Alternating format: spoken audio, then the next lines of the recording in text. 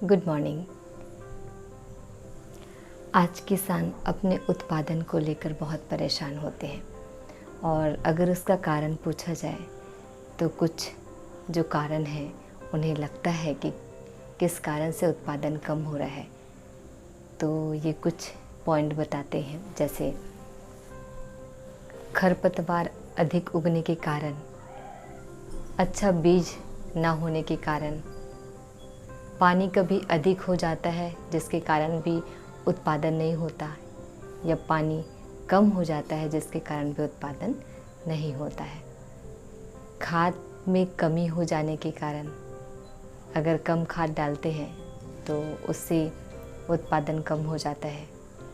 समय पर अगर बुवाई ना हो तो उसके कारण भी उत्पादन में ऊपर नीचे हो जाता है।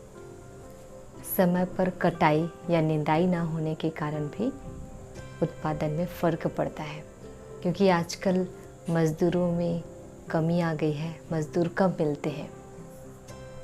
या पौधों में बीमारी होने के कारण उत्पादन में फ़र्क पड़ता है, या कीड़े लग जाने के कारण, उसके कारण भी उत्पादन कम होता है। और कभी कभी इन सबका उपाय करने के बाद भी जब उसका सही रिज़ल्ट नहीं आता तो फिर कुछ किसान कहते हैं कि शायद मेरा भाग्य ही अच्छा नहीं है, मेरी किस्मत में इतना मेहनत करने के बाद भी उत्पादन सही नहीं होता।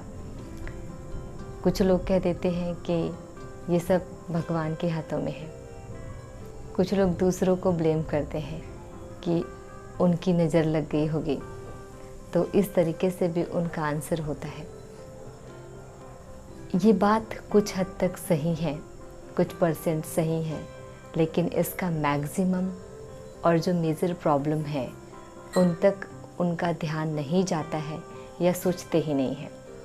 तो इसका मेजर प्रॉब्लम और क्या हो सकता है, हम इन प्रॉब्लम को जब तक जानेंगे नहीं तब तक इसका सॉल्यूशन नहीं निकल पाएगा और तब तक हमारे उत्पादन में बढ़ोतरी नहीं हो पाएगी।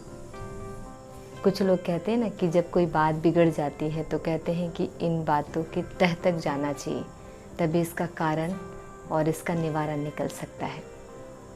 तो बातों के जड़ तक जाना हमें बहुत आवश्यक होता है।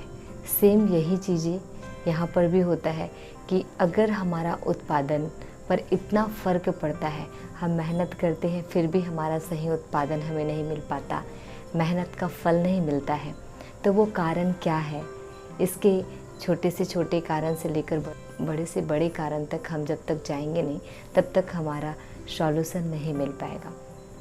तो इसके और कुछ कारण हैं जिस पर हमें ध्यान देना होगा, तभी हम इसका सही सॉल्यूशन निकाल पाएंगे और अपनी मेहनत का हम फल प्राप्त कर पाएंगे। इसका एक फर्स्ट मेजर प्रॉब्लम है कि हमें मिट्टी की उर्वरा क्षमता का नॉलेज नहीं होता, जिसके कारण भी हमें उत्पादन कम मिलता है। क्योंकि जब तक हम मिट्टी की उत्पादन क्षमता को हम जानेंगे नहीं, उसकी उर्वरा क्षमता कितना है ये नहीं जानेंगे, उसमें पोषक तत्व कितने विद्यमान हैं, किस चीज़ की कमी है ये हमें नहीं पता होगा, तब तक हम उसमें कोई भी विधि या कोई भी उपाय करेंगे वो गलत ही होगा और उसका सही निष्कर्ष हमें नहीं मिल पाएगा। तो बहुत सारे आज ऐसे फार्मर हैं, किसान हैं, जिन्हें अपनी मिट्टी की उर्वरा क्षमता कितनी है ये पता नहीं होता। सेकंड, जो खाद हम अपने खेतों में इस्तेमाल करते हैं वो खाद असली है या मिलावटी है, नकली है, ये हमें पता नहीं होता।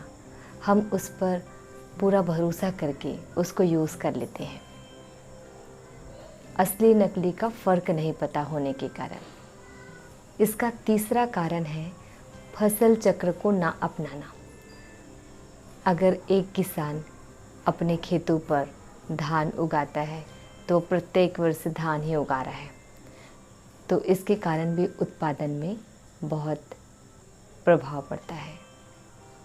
मैक्सिमम हम रासायनिक खाद इस्तेमाल करते हैं, गोबर, हरी खाद, वर्मी कंपोस्ट, नाटी आदि इस्तेमाल नहीं करते, जिससे भी हमारे उत्पादन पर बहुत असर होता है।